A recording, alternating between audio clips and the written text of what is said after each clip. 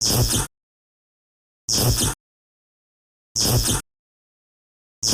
old house stood at the edge of the woods, its time-worn facade cloaked in shadows.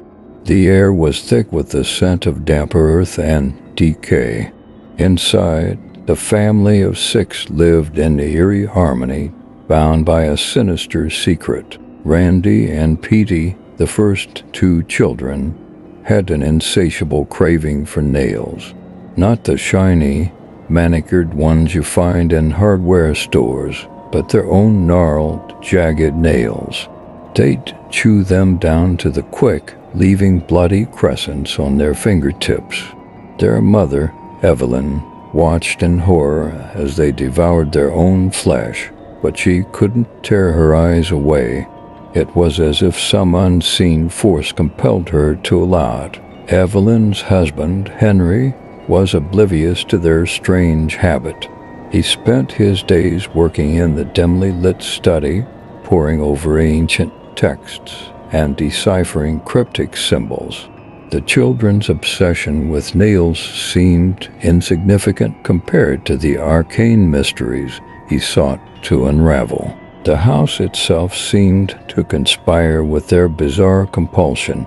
Its walls bore the scars of countless nail-biting sessions, the faded wallpaper stained with rusty streaks. The floorboards creaked underfoot, as if echoing the children's insatiable hunger. Evelyn tried to maintain some semblance of normalcy. She kept the children indoors, away from prying eyes. But the neighbors whispered about the strange family that never ventured outside, their windows perpetually shuttered. As the moon waxed and waned, the children's behavior grew more erratic. They prowled the hallways at night, their eyes gleaming like feral animals. Evelyn lay awake, listening to their soft footsteps, wondering what dark force had taken hold of her family. She glimpsed them in the moonlight, huddled together in the attic, their mouths stained crimson.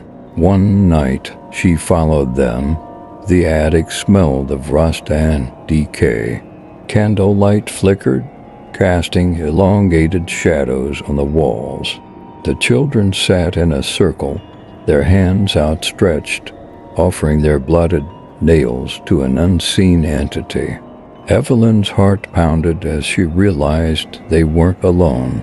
Something ancient and hungry watched from the shadows, feeding off their pain.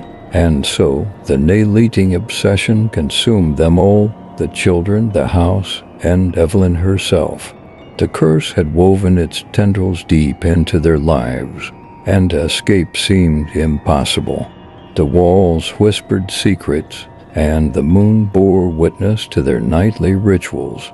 Evelyn knew she had to act, but the darkness clung to her like a second skin. Years passed, and the family grew. Jonathan and Mikey arrived, their eyes wide with curiosity. Their arrival coincided with the changing seasons, the air crisp with the scent of fallen leaves. The old house seemed to welcome them, its creaking floorboards echoing their footsteps. Jonathan, the older of the 2, had inherited his father's analytical mind. His fascination with the house's history led him to explore its nooks and crannies. He discovered faded photographs in the attic, faces frozen in time, their eyes hauntingly familiar. Were they distant relatives, or perhaps former occupants of this very house? The sepia-toned images reveal glimpses of lives lived long ago. A woman in a high-collared dress, her eyes filled with secrets. A man with a handlebar mustache, his gaze piercing through the ages. Mikey, on the other hand, possessed an artist's soul. His sketches adorned the walls, the twisted branches of the ancient oak tree, the moon casting eerie shadows on the garden path. But it was his drawings of the children that sent shivers down Evelyn's spine. Their eyes, hollow, and hungry, seemed to pierce through the paper. Mikey's charcoal strokes captured their desperation, their need to consume, to satiate a hunger that defied reason. The siblings developed the same nail-eating addiction. The house echoed with the sound of crunching bones as they nibbled on their own fingers and toes. The siblings competed fiercely, vying for their parents' attention. Who could consume the most nails? Who could leave the least evidence behind? Their tiny hands trembled as they tore at their cuticles, their eyes wild with a primal hunger. Evelyn tried to hide her children to the world once again, but the neighbors continued to spread rumors about the house. The once vibrant garden now lay neglected, its roses withering under the weight of secrets. Evelyn tended to the wilted blooms, her fingers brushing against thorns that mirrored her own pain. As the moon shined the sky, the children's behavior grew more erratic. They prowled the hallways at night, their eyes gleaming like feral animals. Evelyn lay awake, listening to their footsteps, wondering what horror was on the table once more. She glimpsed them in the moonlight, huddled together in the attic, their mouths stained crimson. Their whispers blended with the rustling of moth-eaten curtains, the incantations of a hunger that transcended mere sustenance. She followed them once more. The attic smelled of rust and decay. Candlelight flickered, casting elongated shadows on the walls. The children gathered within the table in the attic, having dinner, their faces twisted and scarred by their jagged, crusty nails that they have been munching on with an unseen entity, as if it is a part of this house, this family, and a part of her children's. Its presence weighed upon her, a malevolence that seeped into her bones. The entity reveled in their suffering, its hunger insatiable.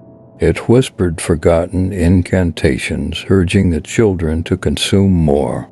Jonathan and Mikey, their eyes glazed, chewed on their own flesh, oblivious to their mother's horrified gaze.